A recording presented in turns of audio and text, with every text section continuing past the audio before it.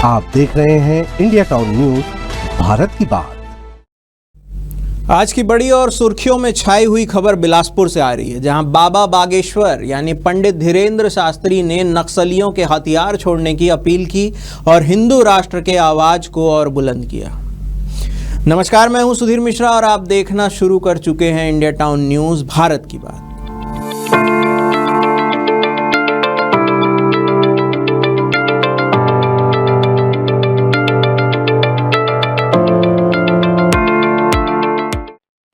जी हां, बागेश्वर धाम के प्रमुख पंडित धीरेन्द्र शास्त्री सोमवार को बिलासपुर पहुंचे। न्यायधानी में उनका जोरदार स्वागत हुआ। लोग उनकी एक झलक पाने को बेताब दिखे और इस मौके पर उन्होंने कई बड़े बयान दिए।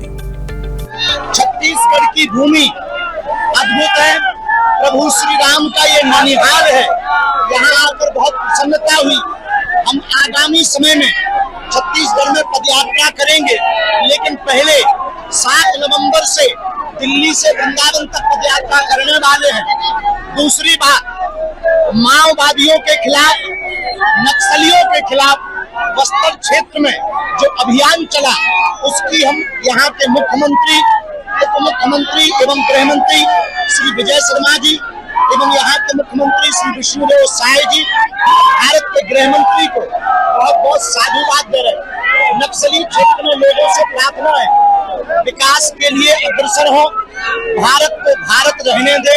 नक्सलियों से प्रार्थना है, आप मूल प्रकृति की धारा में बहकर भारत की परंपरा के साथ कदम से कदम मिलाकर चले, ताकि हम विदेशी ताकतों से लड़ सके, भारत को अखंड बनाया जा सके।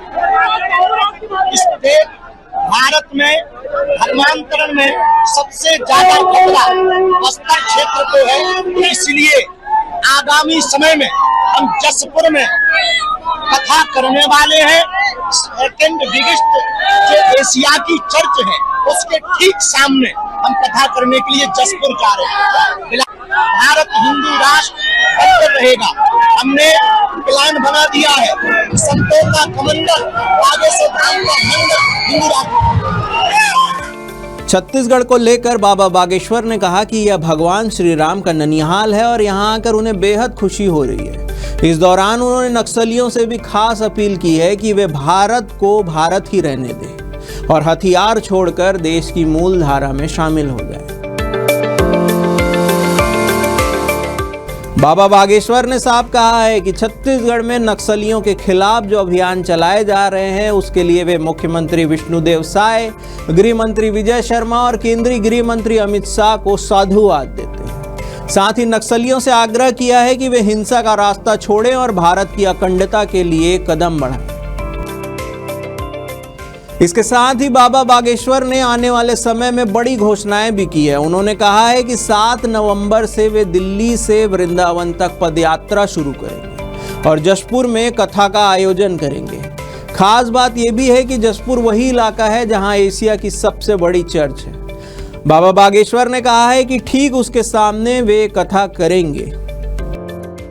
बाबा बागेश्वर ने दावा किया है कि भारत हिंदू राष्ट्र बन के रहेगा, ये उनका सपना है। उन्होंने कहा कि संतों का कमंडल बागेश्वर धाम से निकलेगा और पूरे देश में सनातन धर्म के प्रचार और अभियान को तेजी से चलाया जाएगा। तो बिलासपुर में बाबा बागेश्वर की इस हुंकार ने न सिर्फ हिंदू राष्ट्र की आवाज को नई बुलंदी दी है, बल्कि नक्सलियों को सीधा संवाद भी शुरू किया है। आने वाले समय में उनकी पदयात्रा और जसपुर में कथा छत्तीसगढ़ की राजनीति और सामाजिक माहौल पर क्या असर डालेगी, ये तो आने वाला समय ही बताएगा। फिलहाल के लिए इतना ही। बने रहिए इंडिया टाउन न्यूज के साथ। नमस्कार।